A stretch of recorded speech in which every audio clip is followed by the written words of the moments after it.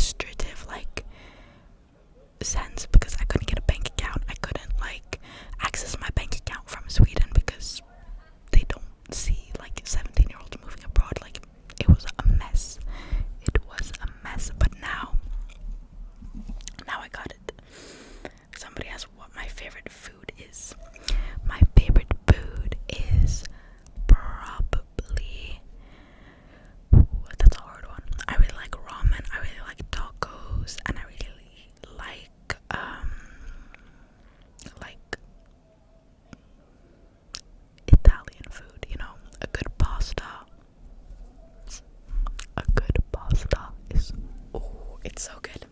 It's so good. I love it. Let's see if there are any more questions. Somebody else, have you watched Game of Thrones? No, I have not.